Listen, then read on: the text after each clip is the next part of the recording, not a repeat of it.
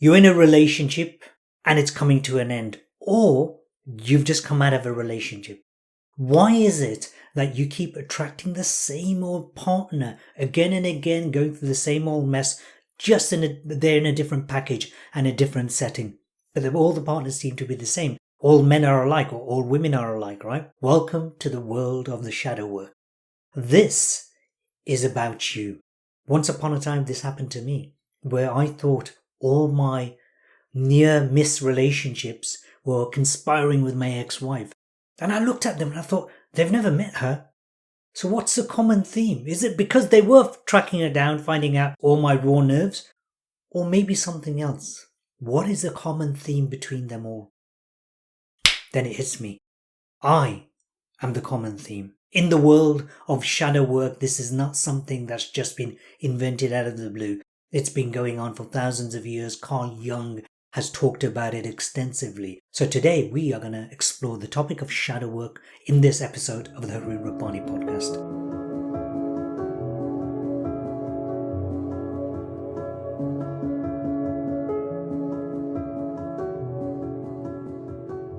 Everybody goes through trials, tribulations and traumas. You, my friend, are not exclusive to that. Now, the degrees we go through, of course, it varies completely. Just like your fingerprints, no two people have the same set of traumas and patterns exactly alike. So the conversations we're going to have is pretty general.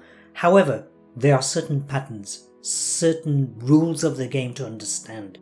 Firstly, the shadows that are created. Why are they created? If you look from a spiritual perspective, it is your way of finding the dark side, the dualistic nature of who you are, bringing it to the top, dissolving it, and evolving to the next level of evolution, or the next level of vibration. From the age of 0 to 7, when I say 0, by the way, I mean conception to the age of 7, 99% of all that you're going to think, feel, do, all the way you react, behave, in this human experience, all the decisions you're going to make within the first 7 years from conception up to the age of 7 approximately, most of that is going to be mapped out into a template of how you create your reality. There are a number of actors in play, it's not just you. Think of it this way, there's that genetic line, mother, father. Of course, their DNA is going to affect you. The DNA of your ancestors are going to affect you. That's on a physiological level. And then, of course, the people who raised you, usually a mother and a father, sometimes adopted, but the mother and the father come together and they help you to create this template that you're going to operate your entire life from. Let's use the relationship as an example. Let's say the relationship between you and your dad, let's say you're female, when you were a little girl, the relationship between you and your dad was amazing. To a point. It's your 6th birthday. Daddy's promised to make you a Wendy house, a doll house. He's going to help you assemble it, put it together. But your birthday's in the middle of the week. It's on a Wednesday. Your party's at 4 o'clock. And he promised that he's going to be with you at the party. And then later on, when you go home, you're going to build the Wendy house together. The doll house, in other words. Come the day. For some reason, you don't know this. Remember, you're only turning 6. Your dad is stuck at work for whatever reason. You're at the party, you're having a good time, but you notice daddy's not there. Your heart's fluttering a bit in a negative way. Party ends, your dad's still not there. You get home, you have tea, you're starting to get a bit sad, and you ask your mummy, where's daddy? No daddy. It's bedtime, you're in bed, your mother's told you a story, and it's 8:30, and you're still really alert and awake inside. And then eventually daddy comes in, just past 8:30, comes and gives you a hug, apologizes, says sorry, he got caught up at work. And you start crying, you're heartbroken, because when you needed him at this most important time in your life, you're only 6, remember, you just turned 6, he wasn't there, he'd abandoned you. You cry and he then suddenly shouts at you and says to you, I told you I was late at work. And you don't know that he nearly had the sack or there was some other kind of emergency. But in that moment, he's created a trauma. He's planted a trauma inside of you, which leads to a shadow. From 6, you get to 16, you find a boyfriend, for example. Generalization, right? You find a boyfriend. He's everything you can imagine. But then when it comes to the crunch, when you want him the most, he seems to be unavailable. You can't get to 26, 36, 56, 106, and you keep experiencing the same patterns of abandonment, even by the person who loves you the most. Your original seed was formulated as part of your seed was that experience with your dad. Shadow work, my friend, means looking at the side of you that brings up the negative aspects of you. So what we do in this situation, so if you're a little girl in that situation, you will be in a relationship and something will get you to bring up upset. It might be sadness, it might be grief, it might be anger, it might be self-pity, whatever it is, a set of emotions that keep seeming to run through your life. These patterns almost dictate your relationships with significant male people, and that's just your father's side, just one aspect of it. The pattern keeps repeating and you're left broken hearted and even broken. Now that applies to your relationship with your father, relationship with your mother. That applies to your relationship with work, relationship with authority figures. It applies to your relationship with money. Poverty, for example, never ever seeming to attract the right amount of money.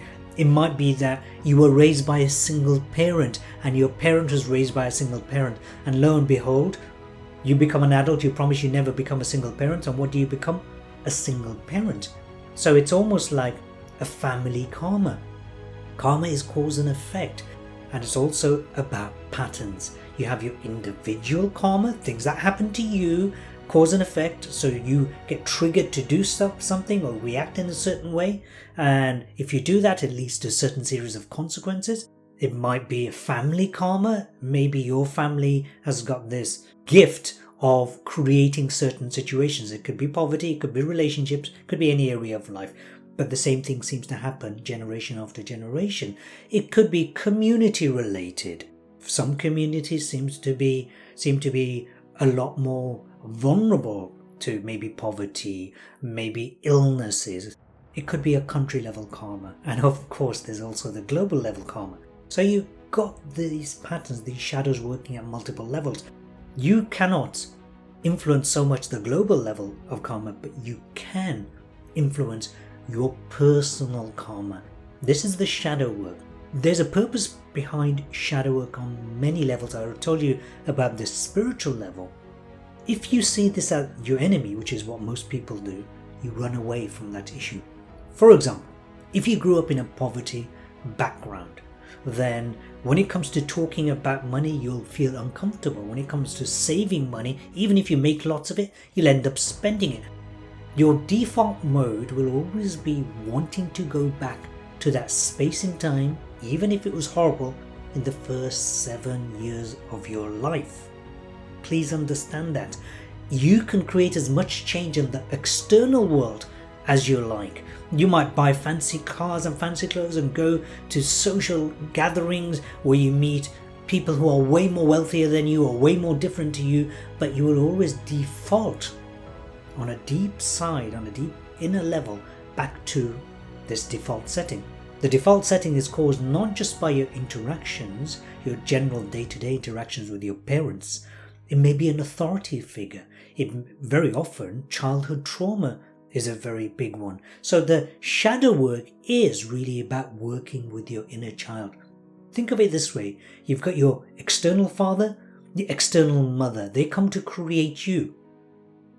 Energetically, just imagine there's an inner mother and an inner father who are repeating, vocalizing what the external one said to you and how they treated you. So if your inner father, the voice of your inner father, is reflecting the voice of the outer father. Let's say the outer one was very angry. So you'll have an angry voice inside of you, or your mother, very caring, nurturing, or vice versa. They, past the age of 18, of course, if you're over 18, past the age of 18, they've stopped raising you. But there's still those inner parents who are raising you. The inner parents are raising the inner child. Mother, father, and the inner child. This is your Holy Trinity. So here, my friend, is your job. You can either play the victim and say, oh my goodness, my father's side was horrible, nasty and aggressive, or my mother's side, they're always victims, or vice versa. And you might think, okay, this is how our family's always been. It is not true. It is totally untrue. If you allow yourself to be a victim of circumstance, yes, you're going to perpetuate what's happened in the previous generations. If on the other hand, you start taking responsibility for your inner karma, for your patterns, for your traumas, then you can shift things. Why would you want to shift anything at all? Here's why. Number one, the perceptions of reality that you have.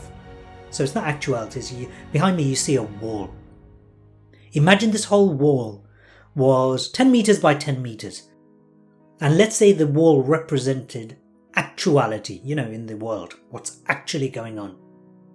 My perceived reality and yours is like seeing the scratch on the surface of a dot. So imagine I took a pen, marked a dot on that wall. The scratch of that surface is what we perceive to be our reality, when actually reality is nothing like actuality.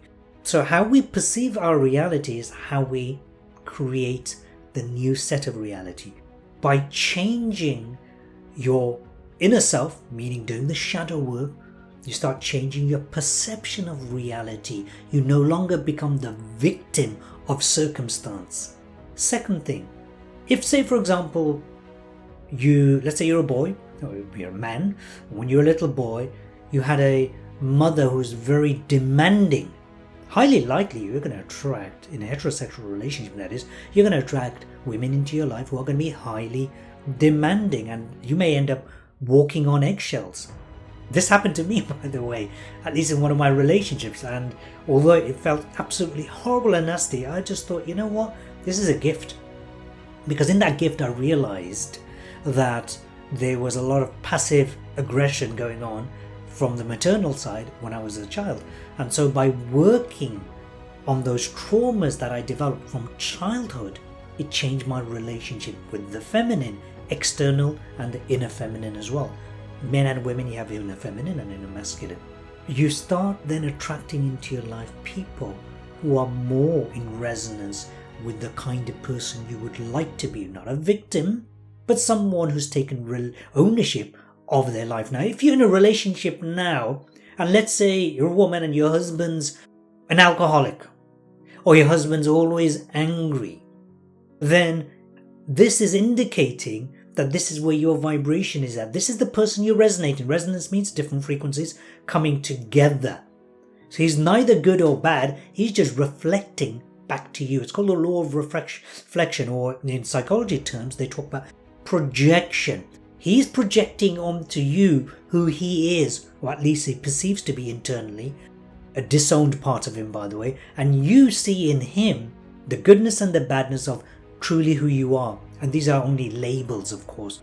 Love Dr. John DeMartini saying, the seer, the seeing and the seen are always the same.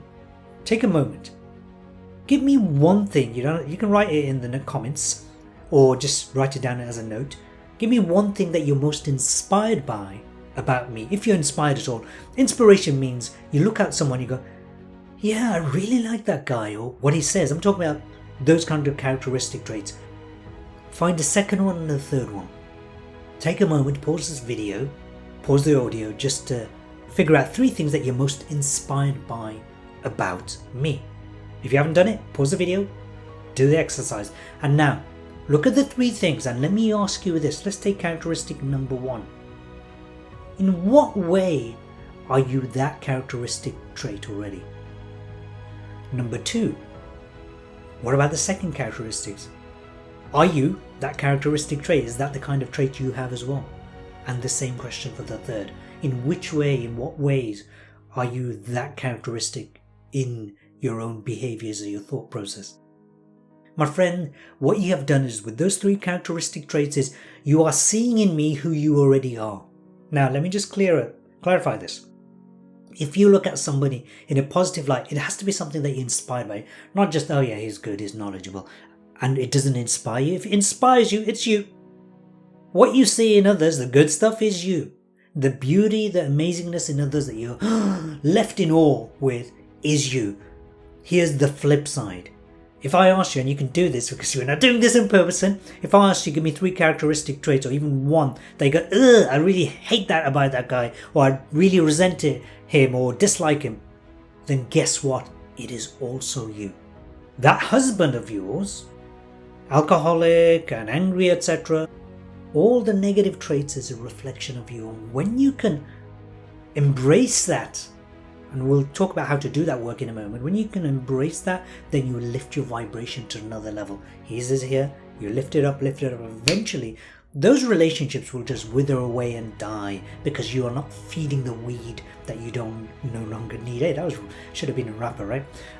So you're no longer feeding that weed, and eventually the people, the places, circumstances, predicaments will come along at a higher level of vibration. So keep that in mind. What you see in the world is you, especially and in particularly and only if you are emotionally charged with that experience. So regarding parents, when you do your inner work, let's say for example your father is an angry person, it's not just an imagined thing that he is angry. You will pick up on those vibrations and you will be holding anger and resentment. If you're holding anger and resentment within yourself, you will affect your gallbladder, your liver. If you're holding grief, and it might be your grief or it might be perceived grief of your parent, you're going to be affecting your lungs. Every single organ in your body is affected. And when you look at this chart in the BioWell reading now, the BioWell helps us to understand your energy body really well. This is something I do with my clients, which is to analyze their energy state of their different organs and systems in their body. So if I look at somebody who's got an issue around the heart, for example, then I know certain areas come into play. If, say, for example, it's lungs, as I mentioned earlier, that perhaps it's not just their physiological system that's at play. What causes the physiological?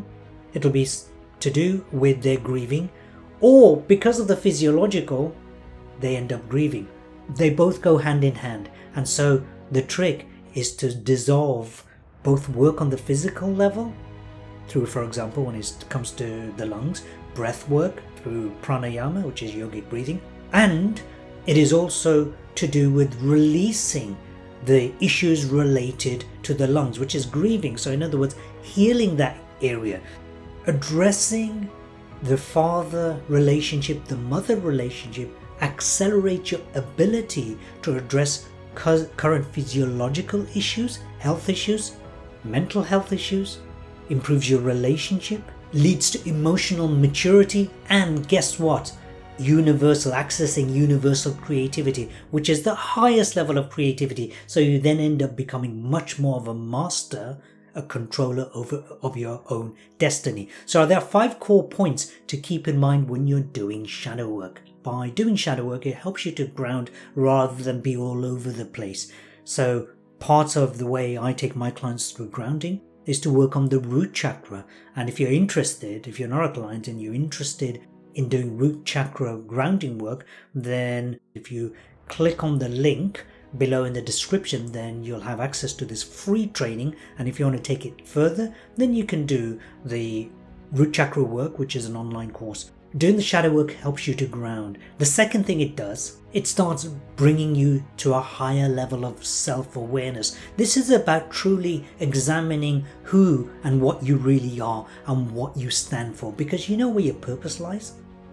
It's within and beyond those shadows. When you bring the positive and the negative together, you collapsed both of them, they dissolve, and you're left with the true purpose of why you even exist. Doing the shadow work also helps you to become truly honest and transparent with yourself, who you are, what you stand for. It helps you to understand your own limitation and understand where your super gifts are. I call them the superhero gifts, your super genius. In order to do that, it's important to also understand the bits that are also weak, and this is what the shadow work does. For example, I absolutely love competition. Martial arts champion, I used to be number 1 in sales. So whatever I touched, I was number 1. However, what was driving me was my eagerness to please my dad. It's a childhood thing. And so I was actually being driven by fear and survival. I'll never be good enough. But when I dealt with the shadow work. Doesn't mean I'm no longer competitive, but this time the competition isn't causing chronic fatigue. The competition is now fun, and it's something I can do because I want to do it. I choose to do it. I don't need to do it. I'm no longer doing it from fear. Another thing about shadow work is it helps you to develop self-compassion. We are our worst critics, are we not? We are hard on ourselves. Nobody can hurt you as much as you hurt yourself. So by doing the shadow work, it helps you to nurture yourself. It helps you to be kind and caring. That has a direct physiological effect on, for example, your arteries. The fact that you're kind and compassionate towards yourself helps expand, dilate your arteries, which means you are less likely to have high blood pressure and blood disorders and other heart diseases. It helps you to prevent atherosclerosis. So it is real. It has a real direct effect on your physical body, as well as your mental health, of course, because opposite of kindness and compassion is anger or depression. So who wants to be in those territories, right? It gives you choice. Also, if you do decide you want to do shadow work, then make sure you log all the discoveries you make, because as you log them, you start finding aha moments. If all of this resonates with you, my strongest suggestion is, if you have a lot of shadow work to do, get an experienced mentor. I've trained many people, and I tell you what, out of the people, there's only one person who's went through with flying colors, and she actually currently works with me. Only one person who I've trained as an energy healer, a therapist, who's actually really understands shadow work. A, because she's done the work.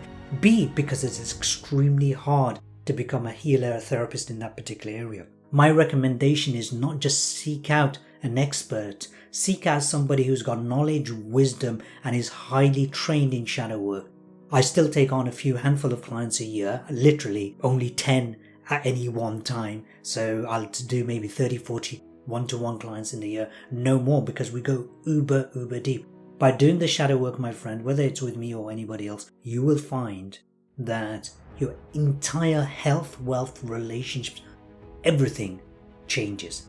I hope this video has been useful. If you are interested in doing one-to-one work with me, drop me a message. There's a link below where you can do an online survey, questionnaire, and if that resonates with you, just go there, fill it in, and let's speak to each other very soon. Thanks for watching. Bye for now.